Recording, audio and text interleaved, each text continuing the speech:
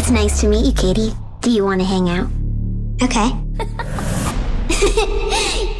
What inspired the story for Megan? Well, Megan really came about when, this was before the pandemic, when we had offices, and one of the things we like to do at the end of the week is, my team and I at Atomic Monster, we like to sort of hang out and just sort of like chill for the end of the week with drinks and food, and we like to just geek about movies and especially talk about all kinds of horror films, and we like to just sort of like fantasize about what kind of horror movies we could be doing next, and then somehow the conversation led us to what about doing another killer doll movie, and I was like, I'm kind of known as the doll filmmaker, but I've never actually made a killer doll film myself.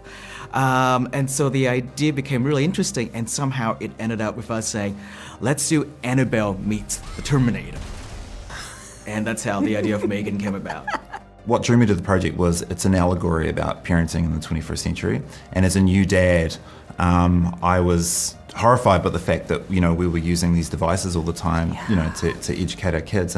But on the other side of it, it's like Megan doesn't care if she has to take out a bad element, like if she has to deal to the neighbor or a mangy dog in order to protect a child. I'm not gonna lie, I wanted to take her home myself, and I was like, I would like her to do a little bit of my dirty work, so I'm okay with that. Exactly right. How was it working with an animatronic co-star? It was very interesting, and I don't want to ruin the magic of how this Megan came to be. But Megan as a co-star was certainly a unique experience, I would say. It was a combination of a bunch of things that I've done before, but I'd never really had that very singular kind of co-star experience before.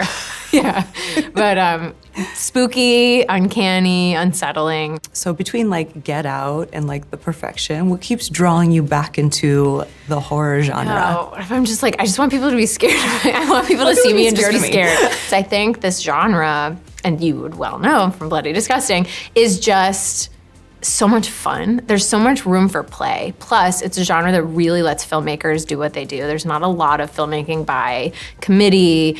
It's pretty simple, and letting Gerard hit that like super specific tonal mark while he was making this is kind of the dream. Kayla wrote a really great script. She wrote a very darkly humorous script. And it sort of walks that fine line of like, it's funny one moment and then sort of kind of suspenseful and terrifying in the next moment. And that's the thing that Gerard kind of has. He has that sensibility of like, not be afraid to be funny or lean into the sort of like, the absurdity of the situation, and from that you find the comedy, you find the humor. It's not a comedy horror, just first thing I want to say. It's a horror film, but with sort of dark humor to it. When you're in a mixed kind of hyphenated world, you get to play a little bit more, and you get to have these weird set piece moments where there's like singing when you're not expecting it, or dancing when you're not expecting it. Totally. Who doesn't love that, you know? Yeah, that nice little blend of like campy and serious tension. And a movie that knows what it is. I think that's so much fun. Top 3 horror films if you had to pick. Oh my goodness. That's like asking asking anyone what their top 3 songs are, favorite songs. Oh gosh, I should have had this prepared. I mean, love Jaws, obviously. That's an easy one. The Blu-rays and DVDs that I refuse to give up are the Evil Dead trilogy. Yay. Shaun of the Dead, anything with demons in it. Yeah. I love that. I do love my sort of old school creepy horror films. I'm a big fan of Mario Bava, so Black Sunday is up there. Love Black Sunday, and Dario Argento.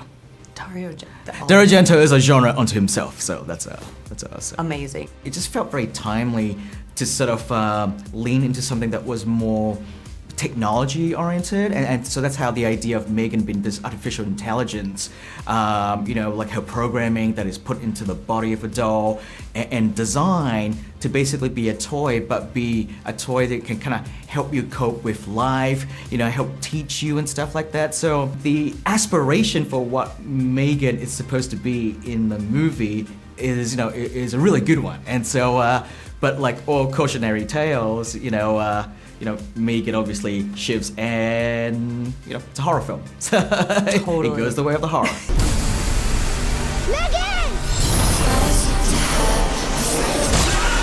Well, I hope for a Megan's revenge or Megan's boyfriend or something. Megan doesn't need a boyfriend. No, she could be a solo mission. I mean, I want to take her home, clearly. Aw, James, well, thank you so Thank you. much for having a chat with me, and it was fantastic. Awesome, always. Thank you. Anything for Bloody Disgusting.